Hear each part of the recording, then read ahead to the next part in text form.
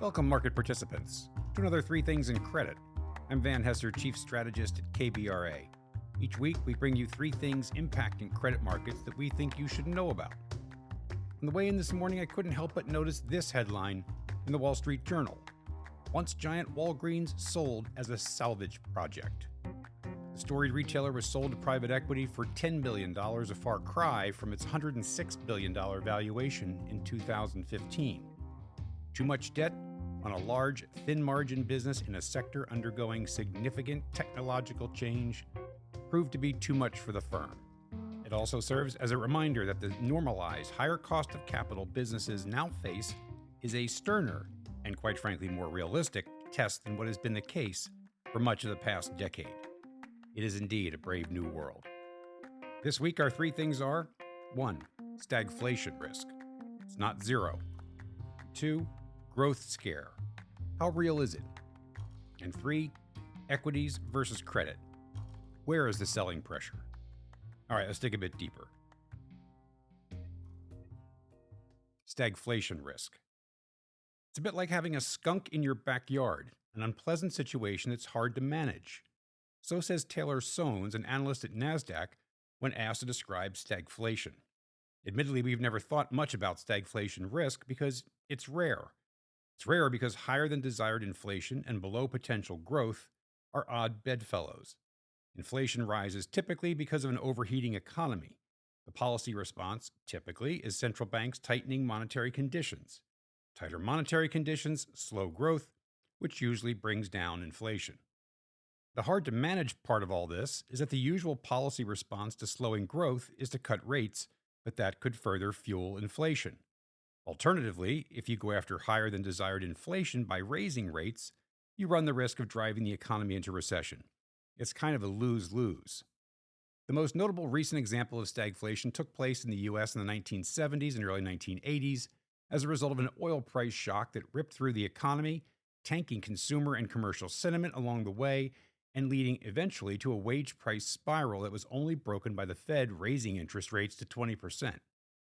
Fears of stagflation rose more recently following Russia's invasion of Ukraine, although stimulus-fueled growth saved the day. Are we at risk of stagflation today? Well, here's one way. On the inflation side, that last mile of getting sustainably down to the 2% target has proven to be challenging. Case in point, the surge in prices paid in this week's ISM manufacturing print. On top of that, there are some secular forces out there that figure to pressure prices higher, namely the energy transition, remilitarization, security of everything, supply chain, cyber, you name it. Now add in the chronic undersupply of homes that has caused shelter prices to remain elevated. Then you have the administration's policy leanings, tariffs, reduced immigration, tax cuts, all of which can be inflationary. And finally, here's a wild card, the federal deficit. All that debt-fueled spending continues to boost the price of many things. Now let's look at the growth side. Material tariffs, a tax, reduce growth. Financing the deficit can slow growth by crowding out consumers and businesses that otherwise would borrow to spend and invest. Geopolitical uncertainty can reduce growth. And finally, cuts in government spending, austerity, can reduce growth. Add it all up, and you have a recipe for slower growth. Sticky high inflation and below potential growth. That's not our base case, but it is a scenario where the probability is not zero. Right now, the growth scare is showing up in falling energy prices and interest rates, which cushions the blow, as would interest rate cuts, which are back on the table. And that's all good. And that should keep stagflation risk firmly in the tail for now. All right, on to our second thing, growth scare. All of a sudden, it seems the U.S. economy is having a growth scare. This, as it relates to an economy The Economist newspaper characterized just a few short months ago as being the envy of the world, leaving other rich countries in the dust. This in an economy that absorbed the most aggressive rate hiking cycle in 40 years without, for all intents and purposes, missing a beat. Yet this week, the Atlanta Fed GDP Now model is calling for a 2.4% Q1 contraction. So where did this growth scare come from, and how real is it? Well, it's real, but we wouldn't go as far as to say it constitutes a scare. To start with, the Atlanta Fed's model is reacting to the trade deficit, which spiked as importers, notably financial institutions bringing home gold, acted to get ahead of tariffs, so ignore that. But the growth slowdown is real, and much of it, in our opinion, reflects normalization. That's not news. Stimulus fueled excess growth took longer to diminish than anyone expected, but it has. On Election Day, the consensus growth estimate for U.S. 2025 GDP was 1.9%.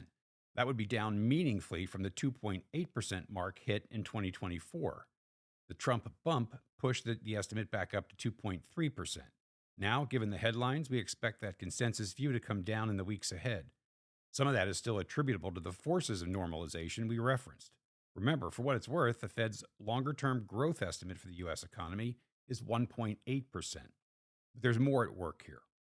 In a nutshell, the other headwind here is the rise in uncertainty, something we've often talked about. One money manager we saw this week opined that corporate and consumer sentiment is falling off a cliff right now. That sentiment shift can be traced back to fluid policy leanings and growth normalization that are currently making planning challenging.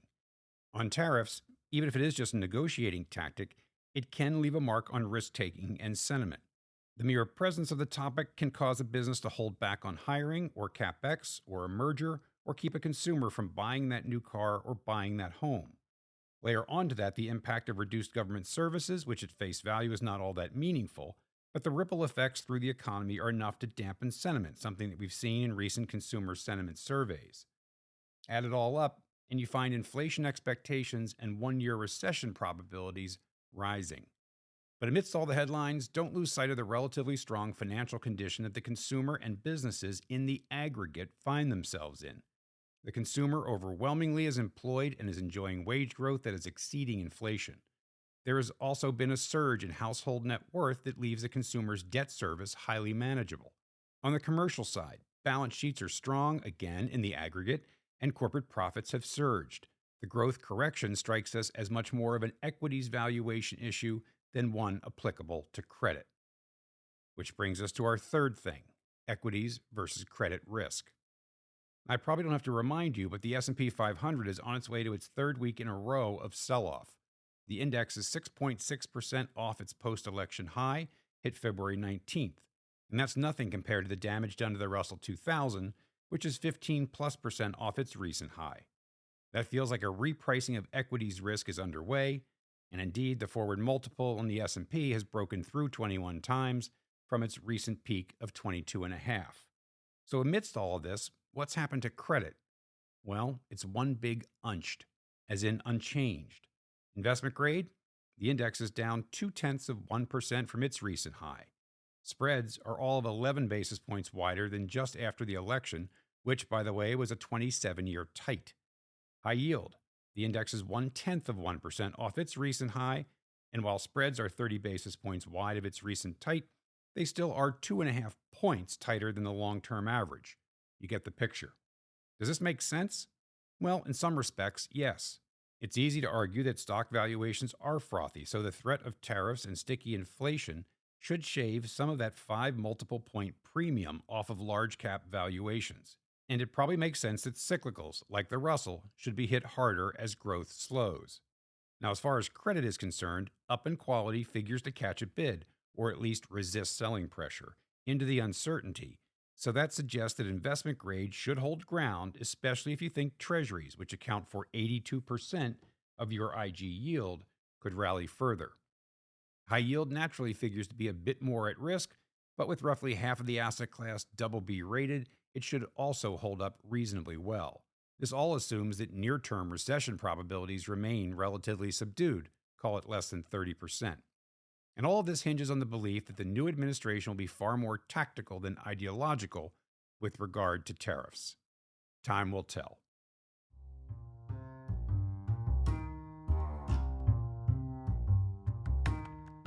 So there you have it.